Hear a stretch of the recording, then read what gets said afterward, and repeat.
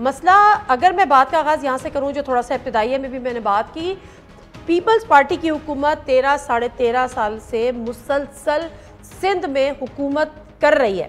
क्या वजह है कि देही और शहरी जो एक तकसीम है उसको ख़त्म करने में वो नाकाम रही, ना सिर्फ ख़त्म करने में नाकाम रही बल्कि आने वाले वक्त के साथ साथ उसको मज़ीद वाज़े कर रही है।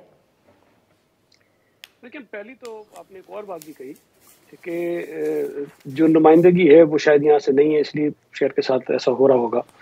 पहली बात तो ये है कि इस वक्त एमक्यूएम की कितनी नशिस्तें कौमी असम्बली की कराची से, आपको पता है? 7 एमक्यूएम की 5 है, रिजर्व पे भी है ना? रिजर्व तो ना गिने ना, रिजर्व तो पर हमारी भी बहुत है। हमारी 4 कौमी असम्बली की रिजर्व नहीं गिनती तो 5 जी हाँ, हमारी 4 कौमी असम्बली की सीटें। मेरा ख्याल है कि शायद एमक्यूएम की 5 भी नहीं है, कम है इससे, और पीटीआई के पास ज्यादा है, और वो भी कैसे ही आपके इल्म है। कराची शहर में ये तासुर बड़ा गलत पैदा किया जाता है कि पीपल्स पार्टी की नुमाइंदगी नहीं है, इसलिए पीपल्स पार्टी जो है यहाँ पर काम नहीं करती है। पीपल्स पार्टी इस तासुर को ख़त्म करने के लिए बेइंतहा कोशिशें कर रही है, और इसका आपको अंदाज़ा इस बात से होना चाहिए कि मैं जिस हल्के से जीता, पीपल्स पार्टी कभी नहीं जीती थी। मैं बाई इलेक्शन भी जीता, फिर मैं जनरल इलेक्शन भी जीता। NA 249 पीपल्स पार्टी 2018 में 5वें नंबर पे थी, बाई इलेक्शन हुआ, हम जीत गए। पीटीआई का फेडरल मिनिस्टर था जिसकी सीट थी, उन्होंने सीट छोड़ी, वो 5वें 6वें नंबर पे आ गए। अभी कुछ महीने पहले कराची में कैंटोनमेंट बोर्ड्स के इलेक्शन हुए हैं।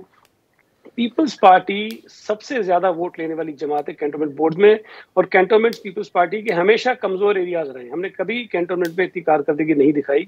पीपल्स पार्टी की 12 सीटें हैं, पीटीआई की 14 है, लेकिन वोटों में पीटीआई हमसे पीछे है, और एमक्यूएम की सिर्फ 3 नशिस्तें हैं। तो मेरा ये ख्याल है कि जो फिगर्स हैं, जो वोट्स हैं, वो डिटरमिन करते हैं कि जी किस शहर में किस पार्टी की कितनी वजूद है, कितनी मौजूदगी है।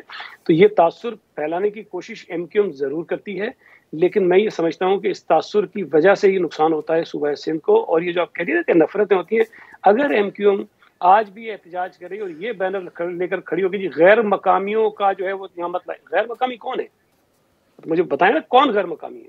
पंजाबी गैर मकामी है कराची में, पठान गैर मकामी है पंजाबी में, बलोच गैर मकामी कराची में, या कोई गैर मकामी नहीं है, कोई गैर मकामी नहीं है। मैंने नफरतों का वर्ड सईद गनी साहब यूज नहीं किया।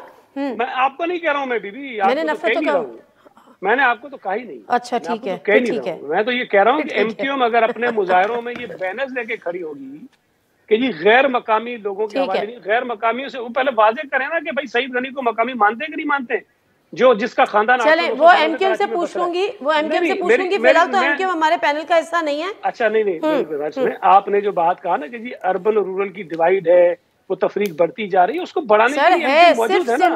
देखें, नहीं एमक्यूएम बढ़ा रही है ना, कि जहां पर इतनी बड़ी लिसानी दहशतगर्द तंजीम अगर शहर के अंदर मौजूद होगी जो लोगों को कत्ल करेगी इसलिए कि वो कोई और जबान बोलते हैं, तो फिर शहर के अंदर ये प्रॉब्लम्स पैदा होते हैं। जब उर्दू बोलने वालों को नहीं है ना, अभी तो जरा पीटीआई की तरफ चलते हैं। सवाल तो अच्छा ठीक है, क्या आप कर रही है उसका बदकिस्मती से जवाब वही है जो एमक्यूएम के साथ मिलता है।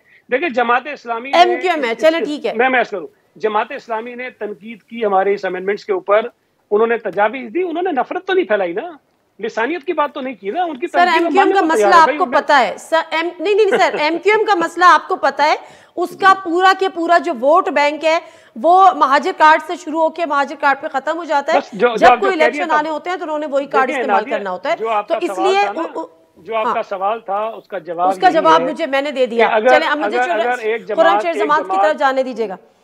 जी जाइए, मुझे थोड़ा सा टाइम दे दे खुर्रमशेर जमान साहब। चलें, एमक्यूएम की बात तो अपनी जगह है, जिस तरह से मैं भी मुद्दा बयान कर दिया कि उनका तो मसला ये है कि वो वहां से शुरू होकर वहीं पे खत्म हो जाते हैं, उसके अलावा उनके पास कुछ है नहीं सेल करने को, उनके अपने दौर में भी उन्होंने कुछ नहीं किया। आप मुझे बताएं कि जो ये बात है, जो ये इल्जाम बकौल उनके कि ये तासुर है, क्या ये तासुर गलत है कि सूबा सिंध में एक वाज़ेह तफरीक है और फिर जो बल्दियाती तरमीमी एक्ट हमारे सामने आता है उसमें मजीद इसको हवा दी जाती है? नहीं, देखें इसमें हकीकत है ना, ये तो पाकिस्तान पीपल्स पार्टी ने पिछले 13 साल में साबित किया है। और साथ साथ हैरत की बात तो नादिया ये है कि हमने तो बार बार ये भी बात कही कि मामला सिर्फ कराची का नहीं है, अब तो मामला पूरे सूबे सिंध का है, क्योंकि हम ये बार बार बात कहते रहे कि चलें ठीक है कराची ने आपको वोट नहीं दिया, अभी ये फरमा रहे थे कि हम जीत कर आए, तो सब जानते हैं कि किस तरह जीत कर आए, मलिर में भी किस तरह जीत कर आए, बहुत अच्छी तरह जानते हैं। सो हमारा तो ये रोना है नादिया कि लाड़काना से बिलावल जरदारी जीत कर आए, नवाब शाह से आसिफ अली जरदारी जीत कर आए, 7 से या दादू से जो है मुराद अली शाह जीत कर आए। तो वहां पे लोगों की जिंदगियां क्या बेहतर हो गई हैं? ये तो फरमा रहे ना कराची की बात। तो हम तो जो इस बिल की बात करें नादिया, पूरे सूबे सिंध के लिए बात करें। हमें तो फिक्र है पूरे सूबे सिंध के लोगों की कि सिंध भर में लोगों के पास जो वाटर कमीशन है उससे लास्ट कहा था कि जो 70% पानी लोगों को मिलता है it is unfit for human consumption. स्कूलों में तालीम का यह हाल है कि अब वो कहते हैं कि तालीम को बेहतर करने के लिए हम कोई 5000 स्कूलों को बंद कर रहे हैं। अस्पतालों का हाल आपके सामने है और उनके जो वजीर आला साहब हैं वो कहते हैं कि हमें हेल्थ कार्ड की जरूरत नहीं है। देखिए हमारा ये कहना नादिया कि चलें ठीक है, आपके पास इतनी समझ नहीं है कि आप बेहतर बिल बना सकते थे, आपने ये तौफीक नहीं की कि आप हमसे बात करते, बिल लेकर आते उसे कमेटी में डालते, लेकिन कम से कम आप पंजाब का बिल देख लेते, आप केपी का बिल देख लेते, आप इस्लामाबाद का बिल देख लें जहां पे एजुकेशन का निजाम दिया मेयर को, उसको हेल्थ का दिया, वाटर का दिया, सीवेज का दिया है, टाउन प्लानिंग का दिया है, टैक्सेस का दिया है। ये तो जो आपका मेयर आने लगा है वो तो फाइनेंशियली डायरेक्ट वोटिंग होगी, डायरेक्ट इलेक्शन होगा मेयर का। जी दूसरी चीज सबसे बड़ी बात जो मैं नादिया आपसे कहना चाहता हूं कि इनकी नियतें नजर आ रही हैं कि इन्होंने जो सीक्रेट बैलेट किया है उसका मतलब क्या है, क्या करना चाह रहे हैं। हमने तो कोई तकमीना लगाया कोई 72 से 75 करोड़ रुपए ये अपने कोशिश करेंगे मेयर को जो है ना लेकर आएंगे वो पैसा खर्च करके। अगर ये समझते हैं सईद गनी साहब कि कराची में इनका बहुत बड़ा वोट बैंक है तो चोर दरवाजे से क्यों आना चाह रहे? शो ऑफ हैंड्स के जरिए आए ना, आप ये सारे रास्ते इख्तियार क्यों कर रहे हैं? अच्छा जो मेयर आएगा वो भी इलेक्टेड मेयर नहीं होगा नादिया, वो भी इलेक्टेड नहीं होगा। वो पता चलेगा कि किसी शख्स को कोई लड़काना के रिहायशी को कराची से खड़ा कर देंगे, वो आएगा क्या कहते हैं सीक्रेट बैलेट के थ्रू, फिर यहाँ पे लोगों के जमीरों को खरीदा जाएगा। सो देखें ये चीज बहुत वाज़ेह हो गई है कि पाकिस्तान पीपल्स पार्टी जो है वो सूबे सिंध में बेहतरी करना नहीं चाहती है, आगे बढ़े ना। मैं सिर्फ आखिर में आपकी बात खत्म करते हुए कहूंगा कि देखें अगर इन्होंने हमारे साथ बैठ जाते, एक दिन का टाइम दे देते, हमारी सुन लेते कि देखें ये बेहतरी है सिंध के लिए, हम सिंध के दुश्मन तो नहीं है ना, आप तो दुश्मन नजर आ रहे हैं सिंध के। अच्छा हाफिज नईम साहब, सईद गनी साहब से बात हुआ, खुर्रमशेर जमान साहब ने जो सिंध बल्दियाती तरमीमी एक्ट है उसके उन्होंने कुछ जो उनके तहफ़्फ़ुज़ात है वो उन्होंने गिनवाए। इसको क्या वजह है कि जमात इस्लामी भी इसको शदीद अपोज कर रही है और उन्होंने ऐलान भी किया है कि इसके खिलाफ बाकायदा तौर पर एहतजाज करेंगे? वो कौन से नुकात है ताकि फिर मैं सईद गनी साहब से पूछ लूंगी।